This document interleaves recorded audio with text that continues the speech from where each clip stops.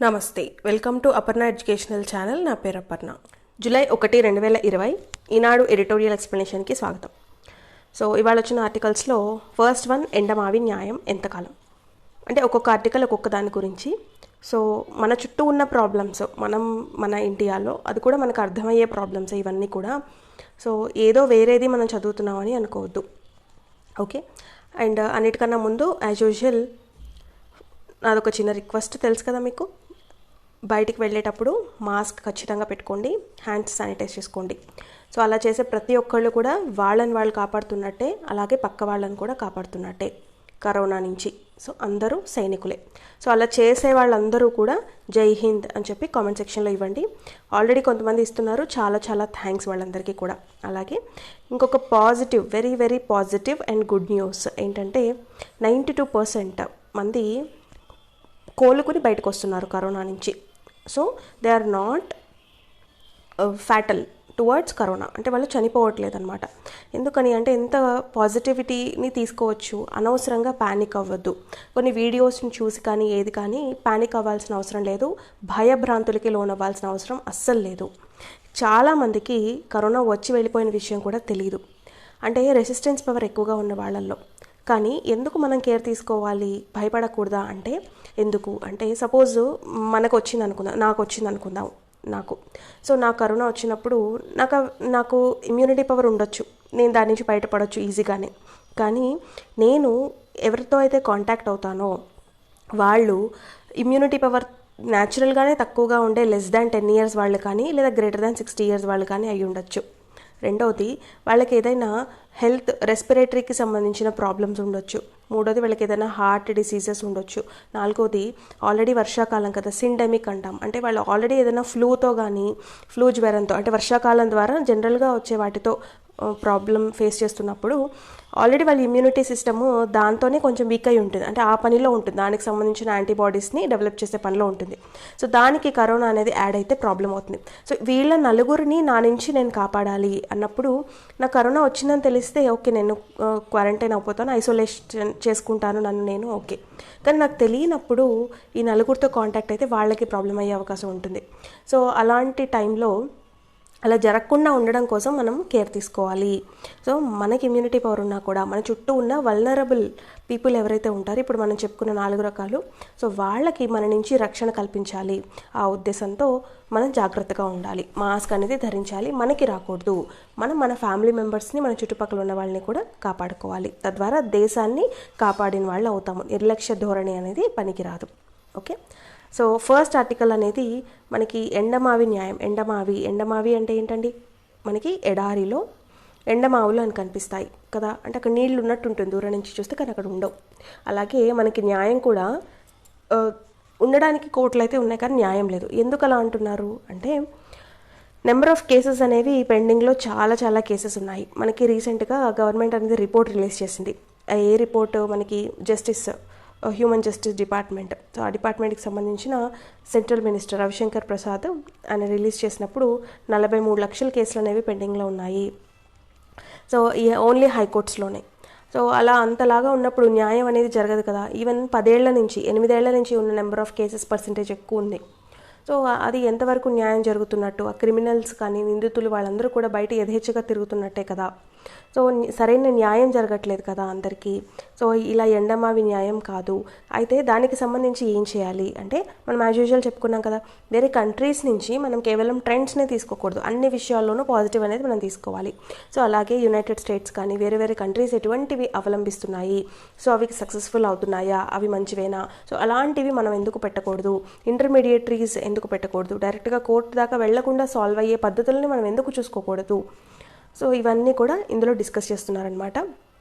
So మనం డీటెయిల్గా discuss చేస్తాం, మనం ఈచ్ అండ్ ఎవ్రీ ఆర్టికల్ని డీటెయిల్గా డిస్కస్ చేస్తాము, గుర్తుపెట్టుకోండి. సో సెకండ్ వన్, మారుతున్న సమీకరణాలు. సో ఇందులో దేని గురించి చెప్తున్నారు, సమీకరణాలు అంటే ఏంటి, ఈక్వేషన్స్, సమీకరణాలు. సో ఏంటి మారుతున్న ఈక్వేషన్స్ అంటే, ఒకప్పుడు రష్యా ఆపోజిట్ ఇండియా అలా ఉండేది, China, Russia, United states, China.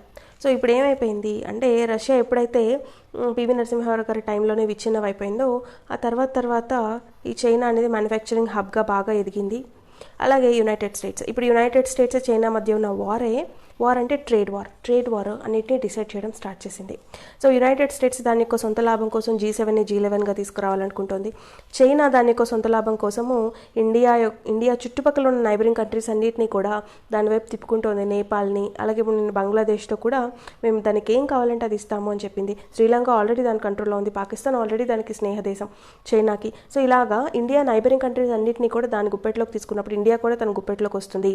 South China see పరిధిలో యునైటెడ్ స్టేట్స్ కన్నా కూడా ఇండియా కన్నా కూడా చైనాకి ప్రాబల్యం ఎక్కువ ఉండాలి అన్న ఉద్దేశంతో చైనా చొరబాటుదారు వ్యక్తిత్వం అనమాట. చైనాది ఎప్పుడైనా కూడా కమ్యూనిస్ట్ గవర్నమెంట్ అక్కడ. సో వాళ్ళకి ఆ నియంతృత్వ ధోరణి అనేది ప్రపంచం మొత్తము అది సాధించాలి, యునైటెడ్ స్టేట్స్ యొక్క పవర్ని తగ్గించాలి అనుకుంటుంది చైనా నిరంతరం. సో అలాగే చైనాని ఆపాలి అనుకుంటుంది యునైటెడ్ స్టేట్స్. సో వీటి మధ్యలో ఇది G7 నుంచి G11కి పెంచుతానంటుంది. అలాగే ఇది బోర్డర్ ఇష్యూస్ని, మనకి చైనాకి మధ్యన బోర్డర్ ఇష్యూస్ దగ్గర డిస్ప్యూట్స్ అనేవి తీసుకొస్తుంది చైనా. సో ఈ టైంలో ఇండియా అనేది చాలా జాగ్రత్తగా వ్యవహరించాలి. సో ఈక్వేషన్స్ అనేవి మారుతున్నాయి. రేపొద్దున ట్రంప్ గవర్నమెంట్ ఒకవేళ ఉంటే ఓకే, లేని వేరే గవర్నమెంట్ వచ్చినప్పుడు, రిపబ్లిక్ గవర్నమెంట్ వస్తే అప్పుడు ఏం చేయాలి? సో ఇవన్నీ కూడా ఇందులో చెప్తున్నారనమాట. సో ఇక్కడ చూడండి, మందభాగ్యం తొలగాలంటే సో మనం ఎప్పుడు డిస్కస్ చేసేదే అనమాట ఇక్కడ జీడిపి. ఇక్కడ main GDP and MSMEs. So relation between GDP and MSMEs ఎందుకు అంటే చూద్దాం. ఇప్పుడు మనకి జీడిపి అనేది పెరగాలి కదా. జీడిపి పెరగాలి అంటే ఏం చేయాలి అంటే మనకి ప్రొడక్షన్, డిమాండ్ బాగా ఉండాలి కదా. సో ప్రొడక్షన్ ఒకటే ఉంటే సరిపోతుందా? సో ప్రొడక్షన్ ఇంపార్టెంటా, డిమాండ్ ఇంపార్టెంటా? రెండు. కానీ ఫస్ట్ కావాల్సింది ఏంటి? దేన్ని బట్టి ప్రొడక్షన్ చేస్తారు? డిమాండ్. సో డిమాండ్ అనేది ఉండాలి కదా. సో డిమాండ్ ఉండాలి అంటే ఒక వస్తువుని కొనగలిగే కెపాసిటీ ఉండాలి. అంటే ఏమవ్వాలి? ప్రజల దగ్గర మనీ ఉండాలి. సో ప్రజల చేతిలో మనీ ఉండాలి. ప్రజల చేతిలో మనీ ఎలా ఉంటాయి అంటే ఐదర్ గవర్నమెంట్ నోట్స్ని ప్రింట్ చేసేస్తే బాగా ఎక్కువగా పీపుల్ చేతిలో మనీ ఉంటాయి, లేదు రెండవది ఉద్యోగ అవకాశాలు కల్పించాలి కదా. ఉద్యోగ అవకాశాలు ఎలా కల్పిస్తారు అంటే MSMEs ద్వారా కల్పిస్తారు. సో MSMEs అనేవి ఇంపార్టెంట్. MSMEs అనేవి స్ట్రాంగ్గా ఉంటేనే జీడిపి అనేది బాగుంటుంది. సో తద్వారా ప్రొడక్షన్, MSMEs ఉద్యోగ అవకాశాలు కల్పించినప్పుడు MSMEs ద్వారా లాభాలు రెండు. ఒకటి ప్రొడక్షన్ పెరుగుతుంది, ఒకటి డిమాండ్ పెరుగుతుంది. ఎందుకంటే ప్రొడక్షన్ బయటకు వస్తాయి, ఆ ప్రొడ్యూస్ చేసే ప్రాసెస్లో ఉద్యోగాలు అనేవి పొందడం వల్ల రకరకాల కార్మికులందరూ కూడా వాళ్ళకి చేతిలోకి మనీ వస్తుంది. సో దట్ ఆ ప్రొడ్యూస్ అయినవన్నీ కూడా కొనగలిగే కెపాసిటీ వస్తుంది. సో బ్యాలెన్స్ అనేది ఉంటుంది. సో MSMEs మాత్రమే ఆ బ్యాలెన్స్ని చేయగలవు. ఒకవేళ నోట్స్ ప్రింట్ చేసేసుకోవచ్చు కదా అనుకుంటారు. ఓకే, నోట్స్ ప్రింట్ చేసుకుంటాము, కానీ ప్రొడక్షన్ అనేది ఉండదు కదా. ఇప్పుడు MSMEs ద్వారా ఓన్లీ డిమాండే ఉంటుంది. ఎప్పుడైతే వస్తువులు తక్కువ ఉన్నాయో, దాన్ని కొనేవాళ్ళు ఎక్కువ మంది ఉన్నారో, డబ్బులు ఎక్కువ ఉన్నాయో, అప్పుడు ఏమవుతుంది? ఆ ధర పెరిగిపోతుంది. సో దట్ ఇన్ఫ్లేషన్, ద్రవ్యోల్బణం అంటాం, అది వస్తుందన్నమాట. అందుకని నోట్స్ ప్రింట్ చేసుకోవడం అనేది మనకి సక్సెస్ఫుల్ మెథడ్ అనేది కాదు. సో అందుకని ఇప్పుడు MSMEs అనేవి చాలా చాలా ఇంపార్టెంట్ జీడిపి పెరగడానికి. అదైతే మనకు అర్థమైంది కదా. ఇది ఒక విషస్ సర్కిల్ అనమాట. ఇది కంటిన్యూస్గా జరగాల్సిన ప్రాసెస్.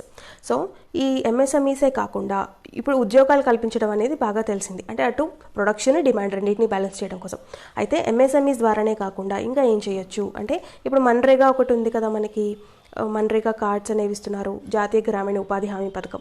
సో దాన్ని అర్బన్ వైపు కూడా ఎక్స్టెండ్ చేయాలి అనుకుంటున్నారు. సో ఈ మన్రేగా జాబ్ కార్డ్స్ ఉన్న వాళ్ళకి రేషన్ అనేది పెట్టారు. అలాగే నిన్న 4 o'clockకి ప్రైమ్ మినిస్టర్ గారు స్పీచ్ ఇచ్చినప్పుడు అందులో కూడా ఆహార ధాన్యాల పంపిణీ PDS అనేది కంటిన్యూ చేస్తాము అని చెప్పారు. సో ఇలాగా ఈ మన్రేగా కార్డ్స్ ఉన్న వాళ్ళకి, అలాగే one ration card, one nation, so ఇలా వాళ్ళకి ఆహార ధాన్యాల పంపిణీ అనేది పెరుగుతుంది అనుకున్నప్పుడు ఈ మన్రేగా కార్డ్స్ ద్వారా ఇంకా ఏం చేయొచ్చు? వాళ్ళకి ఆహార ధాన్యాలతో పాటు వాళ్ళ చేతిలో మనీ ఉండేలాగా చూడాలి. డిమాండ్ పెరగాలి, జీడిపి పెరగాలి అంటే. సో అప్పుడు ఏం చేయాలి? వాళ్ళకి ఉద్యోగ అవకాశాలు కల్పించాలి. ఎలాగంటే గ్రామీణ ప్రాంతాల్లో ఏవేవైతే మనకి నీటిపారుదల సమస్యల దగ్గర నుంచి ప్రతిదీ, కట్టడాల వ్యవస్థలో, అలాగే మనకి డ్రైనేజ్ సిస్టమ్ కానీ అన్నీ బాగు చేసుకునే వాటిల్లో ఇప్పుడు కనుక పనులు స్టార్ట్ చేస్తే ఏమవుతుంది చూడండి. పనులు అనేవి ఇప్పుడు స్టార్ట్ చేశారు. అలాగే గ్రామీణ ప్రాంతాల్లో పనులు, అలాగే డ్యామ్స్ కట్టడాలు, మనకి పవర్ ప్రాజెక్టుల కట్టడాలు, ఇవన్నీ ఆగిపోయినవి చాలా ఉన్నాయి. సో వాటన్నిటికి సంబంధించిన పనులు, ఈ పనులు స్టార్ట్ చేయడం ద్వారా అపార్ట్ ఫ్రమ్ MSMEs ఈ పనుల ద్వారా కూడా దోహదపడతాయి. ఎలాగో చూద్దాం. ఇప్పుడు ఈ పనులు కనుక స్టార్ట్ చేశారనుకోండి, ఏమవుతుంది? ఈ పనుల్లోకి వచ్చిన వాళ్ళకి డైలీ కూలీ ఇస్తారు కదా, అలాగే ప్రజల చేతిలో డబ్బులు ఉంటాయా? ఈ పనులు చేయాలంటే ముడిసరుకు కావాలి కదా, అంటే ముడిసరుకు సంబంధించిన వాళ్ళకి కూడా ఫ్లో అనేది ఉంటుందా? వాళ్ళకి మనీ ఉంటుందా? ముడిసరుకు నుంచి ఈ పనులు చేయడానికి కావాల్సిన టూల్స్ అనేవి ప్రొడ్యూస్ చేయాలి. అవి ఏం ప్రొడ్యూస్ చేస్తాయి? MSMEsే కదా. సో అంటే MSMEsకి పని ఉంటుందా? MSMEsకి పని ఉంటే MSMEsలో పనిచేసే కార్మికులకి పని ఉంటుందా? అంటే వాళ్ళకి మనీ వస్తుంది కదా. అలాగా ఈ పనులు ఎక్కడెక్కడైతే ఇండియాలో పనులు ఆగిపోయాయో ఆ పనులన్నీ చేపట్టడం వల్ల అందరికీ ఉపాధి అవకాశాలు అనేవి వస్తాయి. ప్రజల చేతిలో మనీ ఉంటుంది, డిమాండ్ పెరుగుతుంది, జీడిపి పెరుగుతుంది.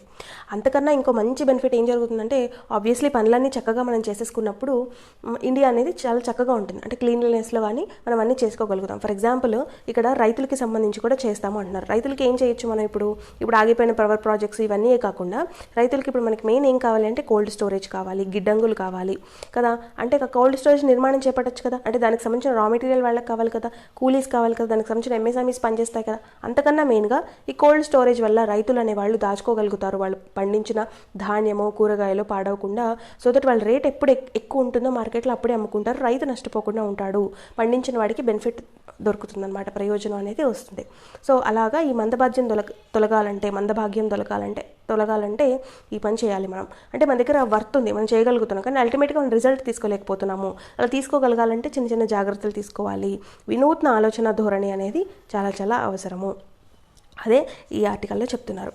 సో ఇక్కడ చూడండి, తాలిబాన్ ఖాన్ మనకి మాజీ క్రికెటర్ ఇమ్రాన్ ఖాన్ పాకిస్తాన్ ప్రైమ్ మినిస్టర్గా అయిన దగ్గర నుంచి ఆయన మాట్లాడే ప్రతి మాటలు ఆల్రెడీ ఇలాంటి ఆర్టికల్ మనం సెటైరిక్ ఆర్టికల్ అంటాము, వ్యంగ్యంగా ఆర్టికల్, వ్యంగ్య వ్యాసం. సో అలాంటివి ట్రంప్ మీద చదివాం. సో ట్రంప్ ఎలానో అంతకన్నా దారుణం ఎవరు అంటే ఇమ్రాన్ ఖాన్. ఈయన బిన్ లాడెన్ ఇక్కడ పిక్చర్లో చూపిస్తున్నారు కదా, ఆయనని అమరవీరుడని కొనియాడారు. సో ఉగ్రవాదానికి పాజిటివ్గా మాట్లాడే వ్యక్తి. సో ఏ కంట్రీ కూడా దాన్ని సపోర్ట్ చేయదు కదా అలా చేయడాన్ని. సో అలాగా ఎలా అయినా ఆయన మాట్లాడగలుగుతారు. సో అది అంతకన్నా దిగజారి ఎవరు మాట్లాడలేరు అన్నట్టు ఈ ఆర్టికల్లో సెటైరిక్ ఆర్టికల్ అనమాట, అది ఇందులో చెప్తున్నారు. ఓకే, సో మనం ఫస్ట్ ఆర్టికల్ డిస్కస్ చేద్దాము. ఇక్కడ ఏం చెప్తున్నారంటే 2 పారాగ్రాఫ్స్ కదా. సో ఈ ఫస్ట్ పారాగ్రాఫ్లోనేమో జస్ట్ డేటా అనేది ఉంటుంది. నోట్స్ ఎలా ప్రిపేర్ చేసుకోవాలని మళ్ళీ అడుగుతున్నారు. నేను ఆల్రెడీ చెప్పాను. ఇప్పుడు ఇందులో డేటా ఉందనుకోండి, దీంట్లోంచి మీరు 3 పాయింట్స్ తీసుకోండి. ఎప్పుడైతే మనకి నెంబర్ ఆఫ్ కేసెస్ అనేవి పెండింగ్లో ఉంటున్నాయి అన్న ఒక టాపిక్, న్యాయ వ్యవస్థ, భారతదేశంలో న్యాయ వ్యవస్థ, okay, justice system in India అనే టాపిక్ వస్తే చాలు. ఇందులో మీరు రాసుకున్న 3 డేటా పాయింట్స్ ఏవైతే ఉన్నాయో వాటిని గుర్తుంచుకోండి. ఇక్కడ ఏం చెప్తున్నారు, కొన్ని కంట్రీస్లో ఇలా చేస్తున్నారు, వాటికి సంబంధించిన సజెషన్స్ అనేవి ఇస్తున్నారు. అప్పుడు మీరు ఇక్కడ ఏం చేయొచ్చు, సజెషన్స్ అని రాసుకోవచ్చు. సో దట్ అలా పెట్టుకొని ఈ సజెషన్స్ అన్నీ మీరు పరిశీలించి మీరు ఓన్గా అనలైజ్ చేసుకుని మీకు ఏది నచ్చింది, మీరు అర్థం చేసుకునే దాన్ని మీకు ఏది నచ్చింది అని చెప్పి మీ ఒపీనియన్ ఏంటి అని చెప్పి రాయచ్చు. అంటే ఇలా నెంబర్ ఆఫ్ కేసెస్ లేకుండా ఉన్న కేసెస్ని త్వరితగతిన ఎలాగ పూర్తి చేయాలి అని చెప్తూ మీ సొంత ఒపీనియన్ని కంక్లూజన్గా రాయాలి. సో అలాంటప్పుడు ఏదైనా ఒక ఎస్సే వచ్చినప్పుడు మనం అంతే కదా రాస్తాము, ఫస్ట్ ఇంట్రడక్షన్ రాస్తాము, భారతదేశంలో న్యాయ వ్యవస్థ ఎలా ఉంటుంది, అంచెలంచెలుగా జిల్లా కోర్టు నుంచి స్టార్ట్ అయ్యి సుప్రీంకోర్టు దాకా ఎలా ఉంటుందో రాస్తాము. తర్వాత ఏం చేస్తాము, ప్రస్తుతం న్యాయ వ్యవస్థలో ఉన్న సమస్యలు ఏంటో రాస్తాము. దానికి సంబంధించి ఈ 3 పాయింట్స్లో మనం కలెక్ట్ చేసుకున్న డేటా రాస్తాము. ఆ తర్వాత ఫైనల్గా ఇదిగో ఈ కంట్రీస్లో ఇలా ఫాలో అవుతున్నారు, this will be good method అని రాసి కంక్లూజన్ రాస్తాం. In our opinion this will be good అని రాస్తాం. అప్పుడు బెనిఫిట్స్ కూడా రాస్తాం. అలా చేయడం వల్ల మనకి నెంబర్ ఆఫ్ కేసెస్ అనేవి తగ్గుతాయి, ప్రతిదీ కోర్టు దాకా వెళ్లకుండా ఉంటుంది. అలాగే కోర్టుకు వెళ్ళినా కూడా త్వరితగతిన ఎలాగో తీసుకోవాలి. ఇప్పుడు కోర్ట్స్లో కూడా ఆన్లైన్ కోర్ట్ అనేది స్టార్ట్ చేశారు, ఈ కోర్ట్. సో అవి ఏ కంట్రీస్లో ఫస్ట్ స్టార్ట్, ఏ స్టేట్స్లో ఇండియాలో ఫస్ట్ స్టార్ట్ చేశారు, సో అవి ఎలా రన్ అవుతున్నాయి, అవన్నీ రన్ అవ్వడానికి ఉన్న సమస్యలు ఏంటి, అలాగే మన చీఫ్ జస్టిస్ వీళ్ళందరికీ కూడా హైకోర్టు కానీ లేకపోతే మిగిలిన లాయర్స్కి కానీ ఈ ఆన్లైన్ వ్యవహారాలకి సంబంధించిన నాలెడ్జ్ ఉండేలాగా చూసుకోవడము, దానికి సంబంధించిన కోర్సెస్ అనేవి వాళ్ళకి అందించడము, వాళ్ళకి కావాల్సిన అసిస్టెంట్స్ని ప్రొవైడ్ చేయడము, టూల్స్ని ప్రొవైడ్ చేయడము. సో ఇవన్నీ కూడా అందులో భాగంగా వస్తాయి అనమాట. సో ఆ టూల్స్ ఏవైతే ప్రొవైడ్ చేయాలో వాటికి సంబంధించి కూడా మనం మ్యానుఫ్యాక్చర్ చేసుకోగలగడం. అలాంటప్పుడు మళ్ళీ ఎంఎస్ఎంఈస్ కిందకే వస్తుంది కదా టాపిక్. సో ఇవన్నీ ఇంటర్ రిలేట్ చేసుకోగలగాలన్నమాట. సో అది చాలా చాలా ఇంపార్టెంట్. సో కొంచెం భారత న్యాయ వ్యవస్థ కొన్నేళ్లుగా ఎదుర్కొంటున్న అత్యంత గడ్డు సమస్య ఏంటివి అంటే అపరిష్కృత వ్యాజ్యాలు. ఏవైతే పెండింగ్ కేసెస్, అపరిష్కృత వ్యాజ్యాలు, అవి భారీ ఎత్తున పోగుపడిపోతున్నాయి. సో పర్యవసానంగా రిజల్ట్ ఏమవుతుంది, కాన్సిక్వెన్స్, దేశంలో నేర న్యాయ వ్యవస్థ అనేది ప్రతిష్టతకు, విశ్వసనీయత నిలువెల్లా తూట్లు పడతాయి. అంతే కదా, నేరం చేసిన వాడికి సత్వరమే శిక్ష పడాలి. అలాగే ఎవరైతే బాధితులు ఉంటారో వాళ్ళకి సత్వర న్యాయం జరగాలి. సో అలా జరగనప్పుడు నేర న్యాయ వ్యవస్థ అనేది దాని మీద నమ్మకం, విశ్వసనీయత అనేది పోతుంది. సో సత్వర న్యాయం ఎండమావిని తలపిస్తోంది, అది నిష్ఠూర సత్యం. సత్వర న్యాయం అంటే వెంటనే న్యాయం అనేది జరగట్లేదు. కేంద్ర న్యాయశాఖ మంత్రి అయిన రవిశంకర్ ప్రసాద్ ఏడాది క్రితం రాజ్యసభకు ఒక నివేదిక పెట్టారు. దాంట్లో 25 హైకోర్టులో, ఇది నేను చెప్పిన డేటా అనుకున్నాం కదా, అదే ఇది 25 హైకోర్టులో సుమారు 43 లక్షల కేసులు పెండింగ్లో ఉన్నాయి. సో మీరు రేపొద్దున సివిల్స్లో కానీ ఇందులో అయినా రాసేటప్పుడు as per 2019 report by government of India అని చెప్పి మీరు ఈ పాయింట్స్ రాసేయచ్చు అనమాట. సో సింపుల్గా మీకు నేమ్స్ గుర్తురాకపోయినా, ఆ కన్సర్న్ మినిస్టర్ నేమ్ గుర్తురాకపోయినా you don't worry, just year ఒకటి కరెక్ట్గా రాయండి ఆ డేటా ప్రకారం. సో ఇయర్ అనేది చాలా చాలా ఇంపార్టెంట్ అనమాట. ఓకే, సో 1 year బ్యాక్ అంటే ఇది 2020, సో 2019 డేటా అని రాస్తే చాలు. ఓకే, 25 హైకోర్టులో సుమారు 43 లక్షల కేసులు అనేవి పెండింగ్లో ఉన్నాయి.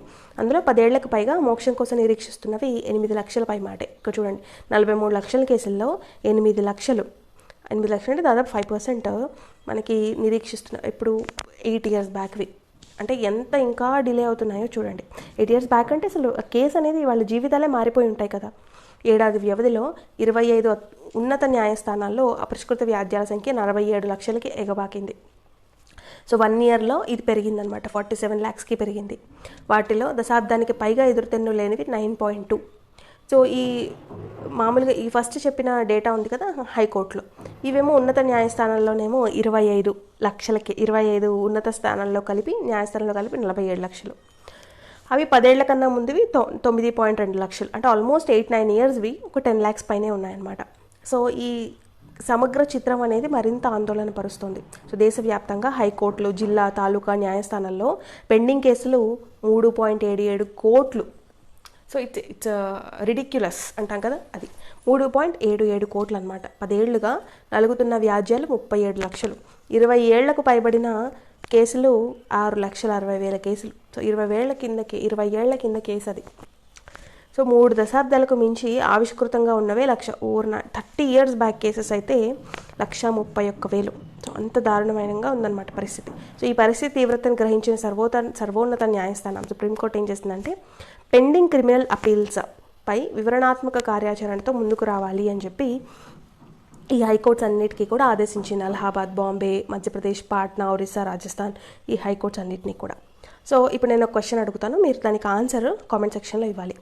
అండమాన్ అండ్ నికోబార్ ఏంటి మనకి యూనియన్ టెరిటరీ.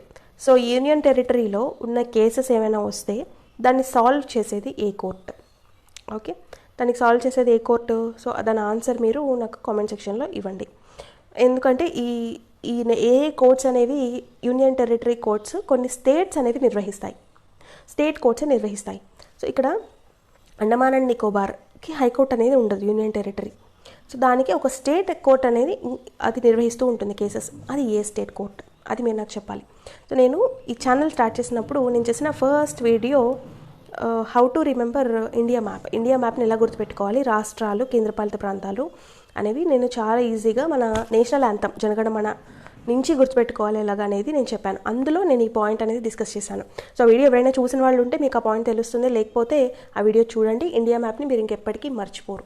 ఓకే, నెక్స్ట్ ఇక్కడ దిగువ స్థాయి నుంచి పైదాకా పెండింగ్ కేసుల జాడ్యం పెచ్చరిల్లడానికి ఎందుకు ఇంత పెండింగ్ కేసెస్ పెరిగిపోతున్నాయి అంటే అనేక అంశాలు ఉన్నాయి. అవి ఏంటంటే వాయిదాలపై వాయిదాలు, అలాగే విచారణ పద్ధతులు అనేవి మారడము, న్యాయమూర్తుల కొరత, రికార్డుల కంప్యూటరీకరణలో విపరీతమైన జాప్యం, అంటే కంప్యూటరైజేషన్ ఎప్పుడైతే వచ్చిందో అవన్నీ అప్డేట్ అవ్వకపోవడము, సత్వర న్యాయానికి ప్రతిబంధకాలు అవుతున్నాయి. సో చాలా చాలా ఇంపార్టెంట్ అండి ఈ 4 points. ఎందుకు ఫస్ట్ డేటా అనేది చూసాము, ఇన్ని కోట్లు 3.77 crores అన్నాం కదా. సో ఆ ఒక్క పాయింట్ అనేది మీరు గుర్తుపెట్టుకున్నా చాలు. సో ఈ 3.77 crores అనే డేటా రాసిన తర్వాత మీరేం రాస్తారు, ఏంటి ప్రాబ్లము, ఇంతలాగా ఎందుకు ఉండిపోతున్నాయి అంటే ఒకటి ఎక్కువ వాయిదాలు అడగడము, కాలం చెల్లిన విచారణ పద్ధతులు అనేవి ఉండడము, న్యాయమూర్తుల కొరత ఉండడము, కంప్యూటరైజేషన్లో విపరీతమైన డిలే అనేది ఉండడం, జాప్యం ఉండడము, ఇవన్నీ కూడా వెంటనే న్యాయం జరగకపోవడానికి, ఇన్ని కేసులు పెండింగ్ పడిపోవడానికి రీజన్ అనమాట.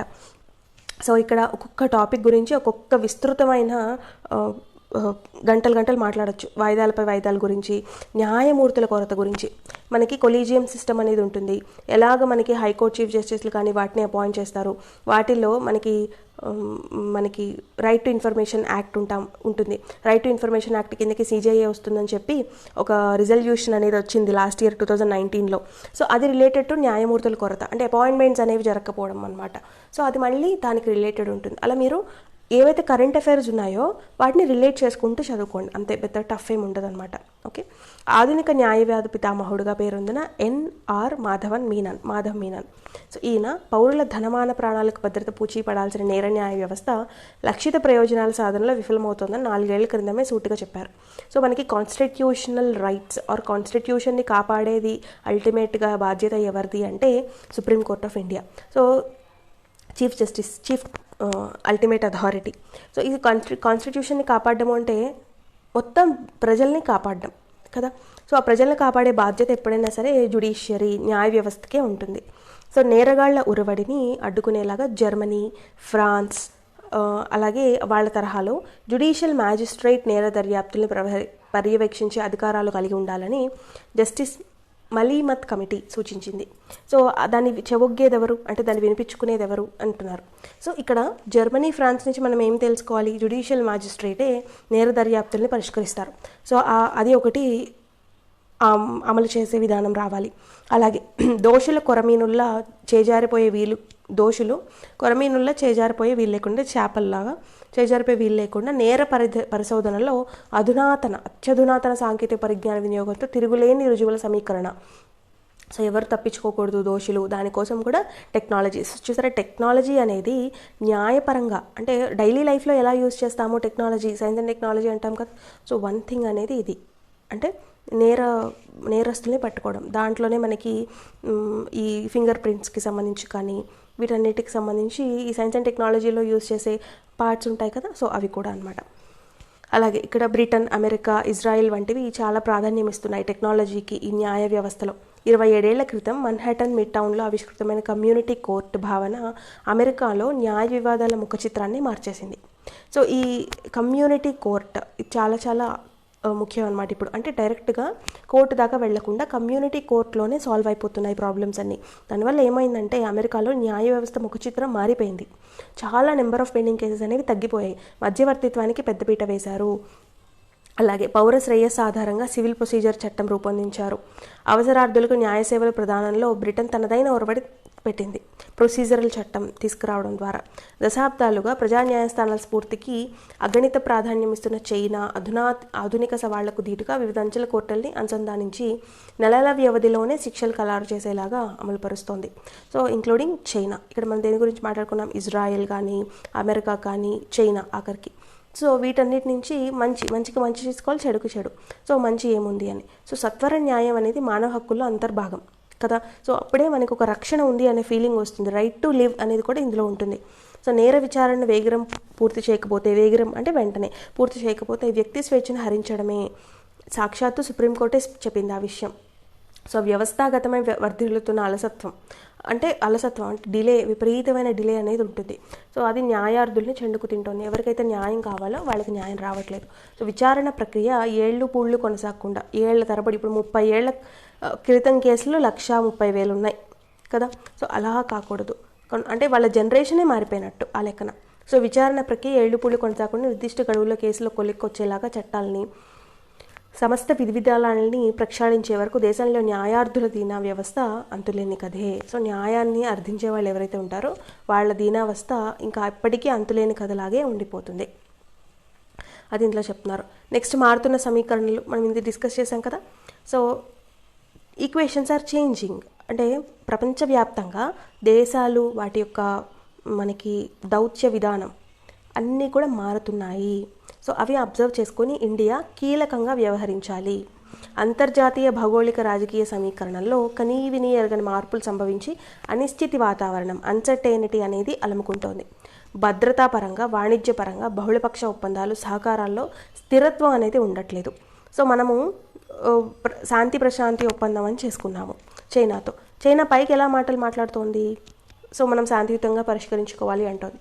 కానీ వేల మంది సైన్యాన్ని దింపుతోంది, యుద్ధ ట్యాంకుల్ని, విమానాలని ఆఖరికి దింపుతోంది. కానీ మాట్లాడేది ఒకటి, చేసేది ఒకటి. అంటే ఈ భద్రత పరంగా స్థిరత్వం అనేది ఉండట్లేదు కదా. అలాగే వాణిజ్యపరంగా ట్రేడ్ వార్ అనేది ఉంటుంది కదా ఇండియాకి చైనాకి. ఇప్పుడు మనం కూడా more than 50 యాప్స్ని, చైనా యాప్స్ని మనం బ్యాన్ చేసాం. సో వాటి ద్వారా ట్రేడ్ వచ్చింది కదా చైనాకి. So trade war. అలాగే యుఎస్ఏ చైనా మీద టారిఫ్ విధించింది, అలాగే చైనా యుఎస్ఏ మీద టారిఫ్ విధించింది, రిటాలియేటరీ టారిఫ్స్. సో ఇవన్నీ కూడా జరుగుతూ ఉన్నాయన్నమాట. స్థిరత్వం అనేది ఉండట్లేదు. సో ఎవరెవరైతే ఈ పరిస్థితిని తీసుకొచ్చారు అంటే ఇద్దరు. ఎవరు? ఒకళ్ళైతే అమెరికా 45వ అధ్యక్షుడిగా ఉన్న ట్రంప్, రెండో వ్యక్తి చైనా కమ్యూనిస్ట్ పార్టీ చక్రవర్తి అయిన జీ జిన్పింగ్. సో వీళ్ళిద్దరి గురించి అంటే ఎవరికి వాళ్ళే తనదైన దృక్పథాన్ని నెగ్గించుకోవాలి, మేమే నెంబర్ 1 అవ్వాలి అనే ఒక భావనతోనే వస్తుంది ఇదంతా. అలాగే అమెరికాకి చైనాపై పూర్తిగా వ్యతిరేక వైఖరి ఉంది.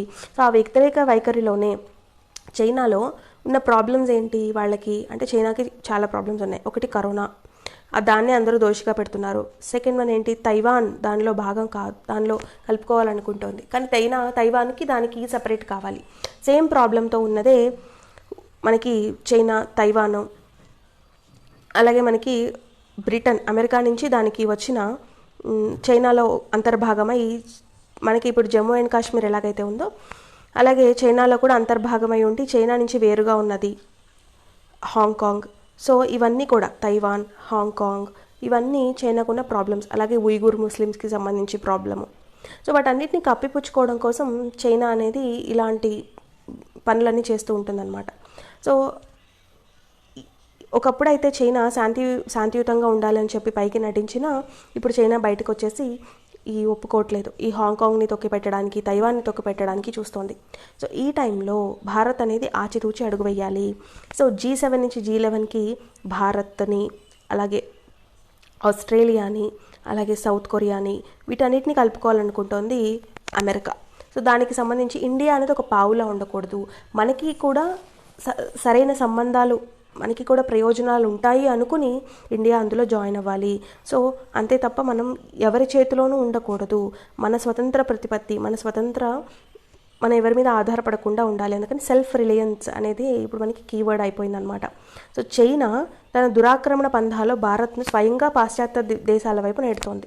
కానీ మొత్తం మీద ప్రపంచం అనిశ్చితంగా మారిన దృష్ట్యా భారత్ అనేది ఆచితూచి అడుగులు వేయాలి. సో అదే ఇందులో చెప్తున్నారు. అవి ఇవాళ వచ్చిన ఆర్టికల్స్. మీకు ఏమైనా డౌట్స్ ఉంటే కనుక కామెంట్ సెక్షన్లో ఇవ్వండి. అలాగే టెలిగ్రామ్ ఛానల్లో మీకు ఈనాడు న్యూస్ పేపర్ అనేది PDF అనేది దొరుకుతుంది.